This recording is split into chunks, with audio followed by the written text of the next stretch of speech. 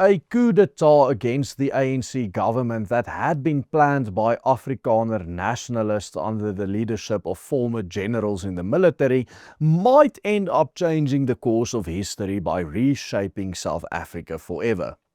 These Afrikaner military leaders even managed to exert sufficient pressure on the ANC to force the party's leadership to sign a document guaranteeing the Afrikaners' constitutional right to pursue a new independent Boer republic.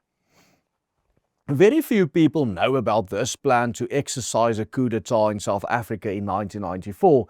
In fact, at this time, Nelson Mandela, the ANC, and its supporters were so terrified of this prospect that, under international pressure, they were forced to make a deal with right-wing Afrikaner nationalists to ensure the legal framework for future Afrikaner self-determination, which remains firmly in place today.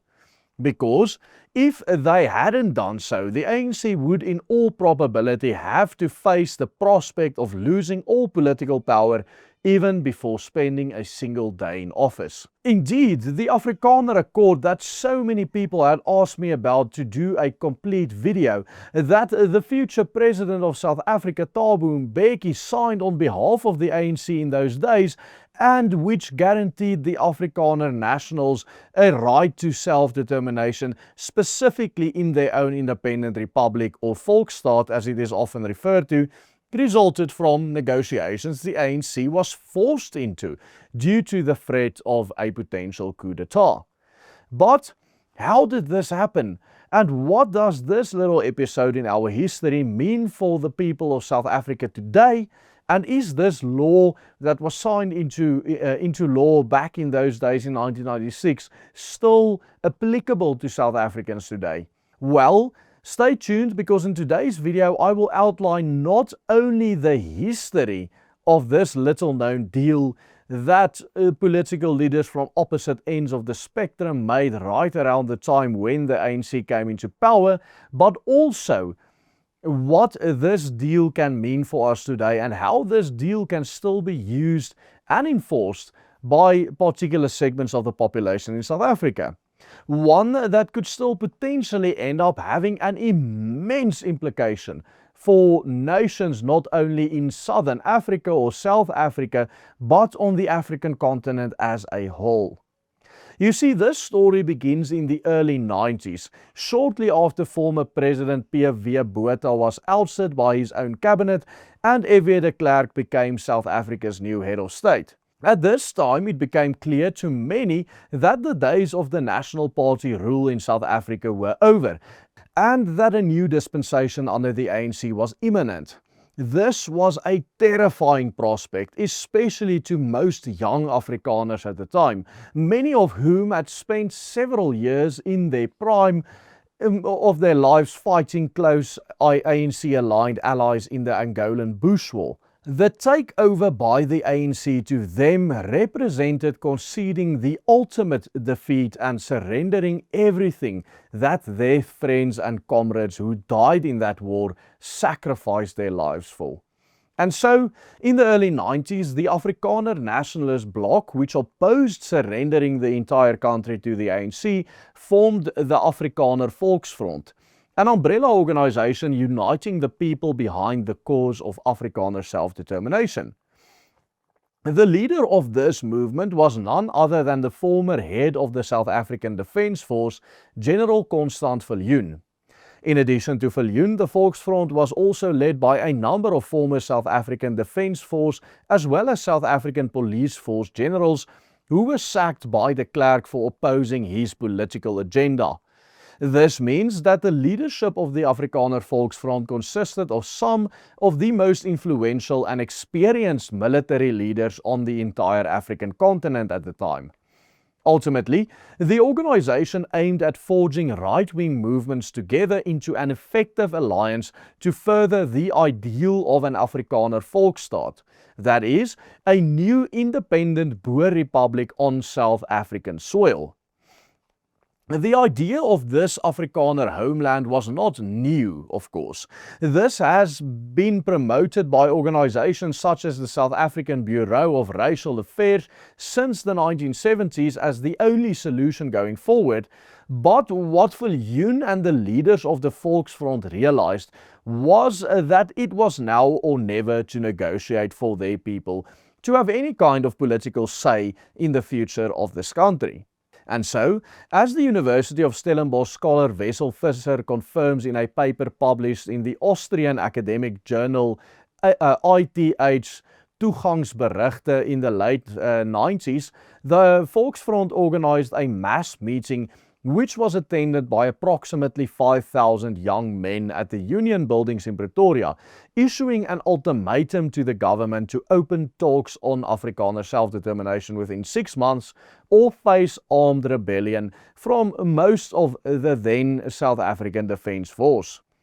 R.S. Visser further confirms, in the event of an ANC takeover of the whole of South Africa, the Volksfront planned, with the help of sympathetic military and police units, of which there were a lot at the time, to proclaim and defend an independent Afrikaner state in parts of the former Transvaal and Free State provinces.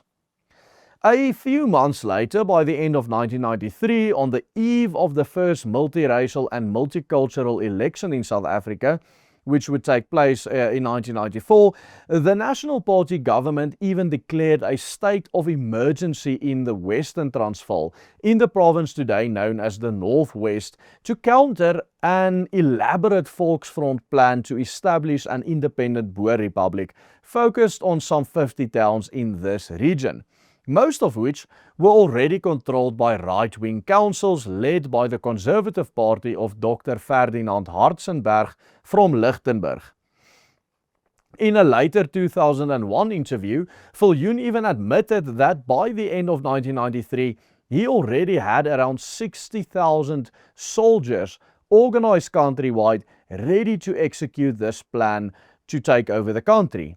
And things escalated when, in January 1994, Nelson Mandela openly proclaimed that the ANC would never allow Afrikaner self-determination. This statement by Nelson Mandela nearly ignited a civil war in South Africa, and various ambassadors and other foreign delegates rushed to inform Mandela that he might have just ruined his chances of ever taking office as the President of South Africa, because they knew full well that the Afrikaner Volksfront would simply destroy the ANC if no deal was made with regard to a future Volksstaat. Viljoen also reportedly warned Mandela that he was going to take control of the government, which sent Mandela into a state of absolute panic.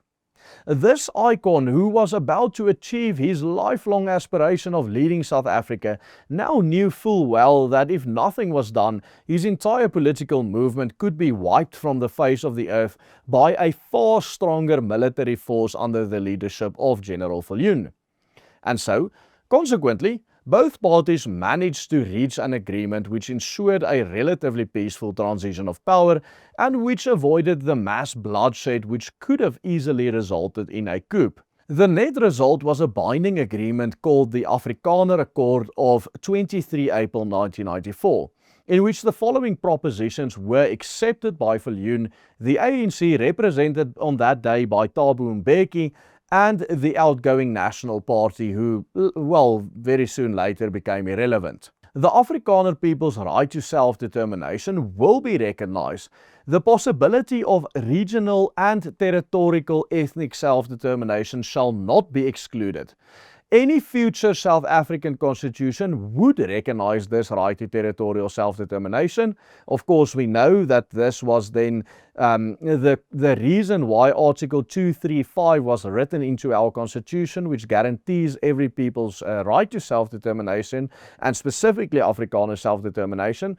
And a Volksstaat Council will be established to negotiate the establishment of this independent Afrikaner Republic in South Africa. The first step that happened after this accord was agreed upon by all the parties. As a direct result, Article 235 was then included in the South African Constitution, which became the final constitution of 1996, which guarantees the right of self-determination. And interestingly, on the 2nd of December 1994, the newly elected President Nelson Mandela himself signed into law the Volksstaat Council Act, which officially brought a Volksstaat Council as an official body of the South African government into existence. In the act signed into law by Mandela, it is expressly stated that the Volksstaat Council shall serve as a constitutional mechanism for the Afrikaner people to pursue the ideal of self-determination, including the concept of a Volksstaat within the framework of the Constitution. Sadly, the Freedom Front lost so many votes in the 1999 election that the Volksstaat Council was abolished. But today, as the movement for self-determination in general, such as Cape Independence and Afrikaner self-determination in this country, gains increasing momentum, this historic agreement has immense potential in still being of tremendous value, and which might still change the course of history, not only for the Afrikaner, but for all the freedom-loving nations of Southern Africa and beyond. In a recent video, we highlighted the full legal implications and applications of the Afrikaner Accord under the current 1996 Constitution of South Africa. You can watch the video specifically outlining the legal implications under South African law today by clicking on this link appearing on your screen right here. And do support our work by becoming a paying member of the Willem Petzer Group. Only with your investment are we able to do well-researched videos such as these every single day. Just follow the easy steps on the banner. Goodbye and God bless.